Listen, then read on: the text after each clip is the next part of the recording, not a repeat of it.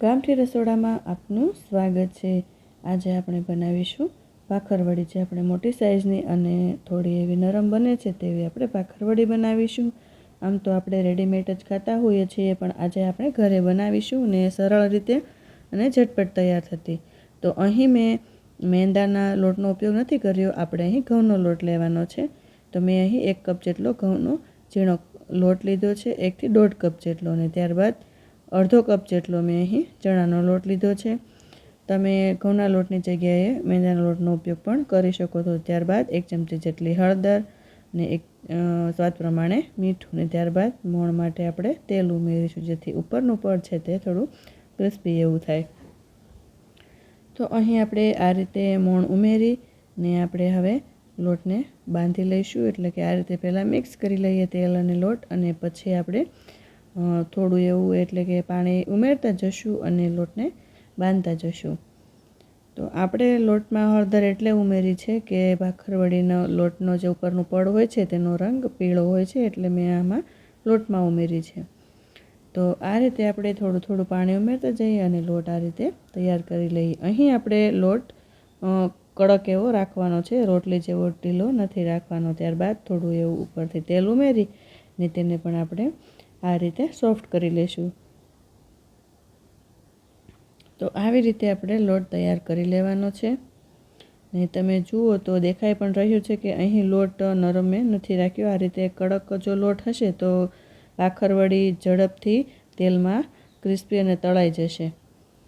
તો અહીં આપણે લોટને 10 મિનિટ માટે સાઈડ પર રાખી દઈએ।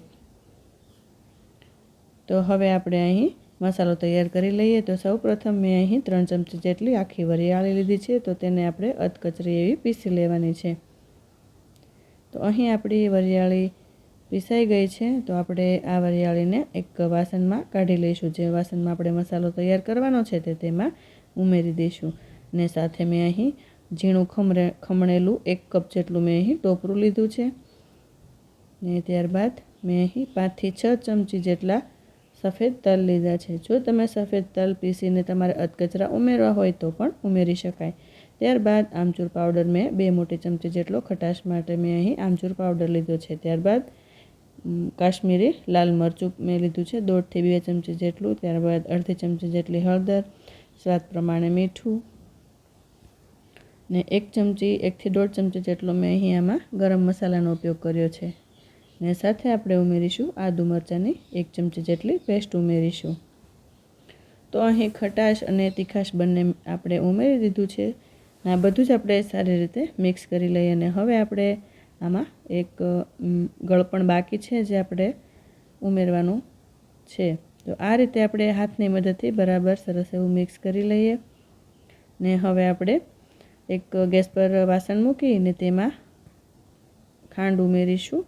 5 થી 6 ચમચી જેટલી મેં અહીં મોટી ચમચી જેટલી ખાંડ લીધી છે, ને ખાંડ ડૂબે એના કરતાં પણ ઓછું એવું જ આપણે પાણી ઉમેરવાનું છે, કેમ કે બહુ વધારે પડતું પાણી નથી ઉમેરવાનું। આપણે આની ચાસણી તૈયાર કરવાની છે, પણ કોઈ તાર ચાલે તેવી ચાસણી નથી બનાવવાની। તો આ રીતે ધીમી આંચ પર આપણે ચલાવતા જઈએ ચમચો, અને આ રીતે આપણે ખાંડને બરાબર આ રીતે પીગાળી લેવાની છે। તો અહીં આપણે સતત ચલાવતું રહેવાનું છે, જેથી ગેસની ફ્લેમ ધીમી છે અને ચાસણી ન આવે અને ખાંડ બરાબર પીગળી જાય તે રીતે આપણે તૈયાર કરવાનું છે। તો અહીં જોઈએ તો આપણી ખાંડ સરસ એવી પીગળી અને રેડી થઈ ગઈ છે। જો તમને એવું લાગે કે ચાસણી આવી ગઈ છે તો થોડું એવું પાણી ઉમેરી 2 થી 3 ચમચી જેટલું, ને ચાસણીને આ રીતે પાછી પાડી દેવાની। તો અહીં આપણે ગેસ બંધ કરીને હવે જે આ ચાસણી છે આપણે તૈયાર કરેલી તે આપણે આ મસાલામાં ઉમેરી દઈશું। ને આપણે તેનાથી જ બધો મસાલો ભેગો કરવાનો છે, કેમ કે તળવામાં છૂટો છૂટો મસાલો તો તેલમાં બહાર આવી જાય છે, એટલે આપણે આ રીતે મિશ્રણ આખું તૈયાર કરવાનું છે। અને જો તમે તો આ રીતે દાબીએ તો સરસ એવું તૈયાર થઈ ગયું છે। તો હવે આપણે ચેક કરી લઈએ કે આપણો લોટ પણ અહીં સોફ્ટ સરસ એવો થઈ ગયો હશે। તો આપણો લોટ પણ રેડી થઈ ગયો છે। તો હવે આપણે આ લોટની રોટલી વણી લેવાની છે, જે આપણે ભાખરવડીનો જે પડ બનાવવાના છે તો તે આપણે રોટલી વણી લઈશું। તો આપણે અહીં એક લુવો લઈએ અને લુઓ અહીં મોટી સાઇઝમાં લેવાનો છે, એટલે કે આપણે રોટલીની સાઇઝ અહીં મોટી રાખવાની છે. આમાં પણ તમે પતલું પણ રાખી શકો છો, પણ પતલાથી તમે થોડું એવું જાડું રાખશો તો સરસ એવી ભાખરવડી થશે અને ભરાવદાર એકદમ સરસ એવી લાગશે. તો હવે આપણે એક પાટલી લઈને તેને આ રીતે લુઓ તૈયાર કરી લઈએ. લુઓ આપણે આ રીતે મોટી સાઇઝમાં લેવાનો છે અને તેમાં આપણે અટામણ આ રીતે લગાવી ને હવે આપણે રોટલી તૈયાર કરી લઈએ. તો આ રીતે આપણે રોટલી વણી લેવાની છે. તમને જો મારો વિડીયો ગમ્યો હોય તો મારી ચેનલને લાઇક, શેર અને સબસ્ક્રાઈબ કરવાનું ભૂલતા નહીં.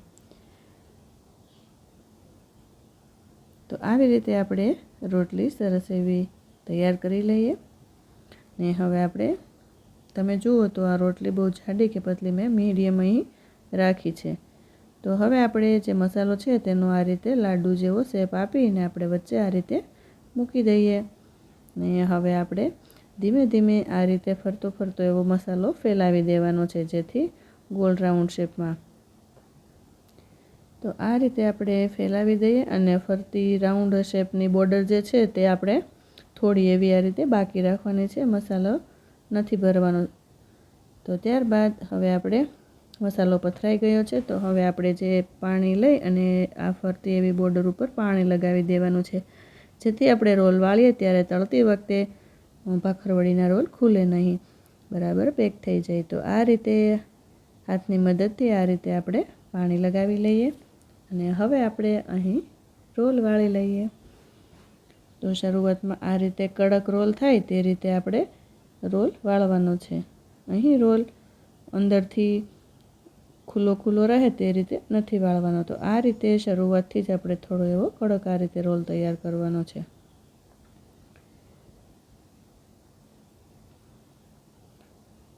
તો આવી જ રીતે આ રોલને તૈયાર કરી લઈશું અને છેલ્લેનો જે ભાગ છે તે પણ આ રીતે આપણે પેક કરી લઈએ, જેથી અંદર તેલમાં આપણે જ્યારે ભાખરવડી તળીએ ત્યારે અંદર તેલ ના જાય અને મસાલો બહાર ના નીકળે.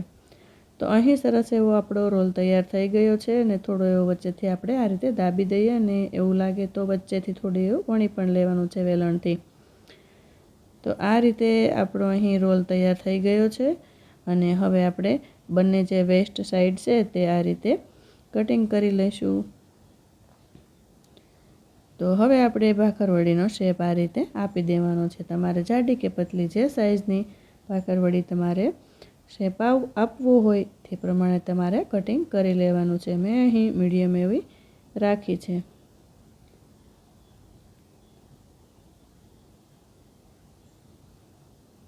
તો આ રીતે આપણી ભાખરવડી સરસ એવી કટિંગ થઈ અને તૈયાર થઈ ગઈ છે. તમે જુઓ તો ખૂબ જ સરસ એવો મસાલો પણ દેખાઈ રહ્યો છે અને જે જોતાં જ ખાવાનું મન થઈ જાય તેવી ભાખરવડી આપણે ઘરે જ તૈયાર કરીએ અને બહાર જેવી જ બનશે ભાખરવડી. જો તમે આ રીતે ઘરે જરૂરથી એકવાર ટ્રાય કરશો તો બહાર જેવો જ સ્વાદ આવશે. તો અહીં આપણે થોડું આ રીતે પાણી લગાવીએ બંને સાઈડ અને આ રીતે ભાખરવડી મૂકી દઈએ ડીશમાં, જેથી પાણી લગાવવાથી તેનો મસાલો ખુલશે નહીં અને તળતી વખતે તેલમાં નહીં બહાર નીકળે. તો અહીં આપણી ભાખરવડી કટિંગ થઈ અને રેડી થઈ ગઈ છે. તો હવે આપણે ગેસ પર પહેલેથી જ મેં અહીં તેલ ગરમ થવા માટે મૂકી દીધું હતું, તો તેલ પણ ગરમ થઈ ગયું છે. તો આપણે તેમાં ભાખરવડી તળવા માટે આ રીતે ઉમેરી દઈએ.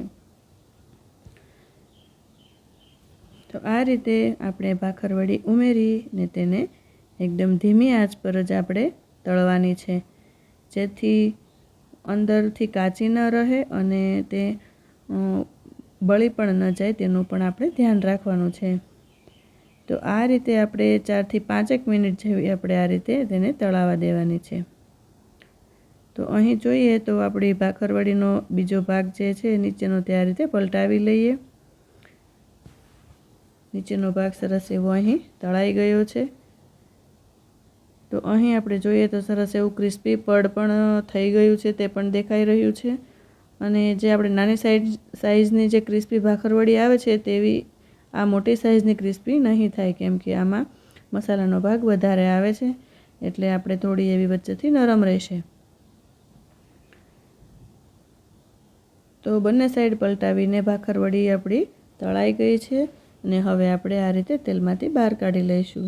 તો છે ને બેઠી જ ભાખરવડી બહાર જેવી લુકમાં પણ દેખાઈ રહી છે અને સ્વાદમાં પણ ખૂબ જ સરસ એવી તૈયાર થઈ છે.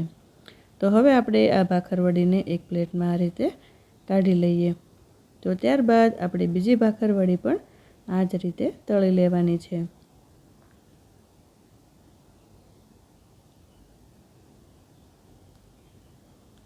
તો ભાખરવડી બધી જ ઉમેર્યા બાદ હવે આપણે તેને 4 થી 5 મિનિટ જેવી તળાવવા દઈએ અને તેને પણ આપણે ચમચીની મદદથી પલટાવી લઈશું.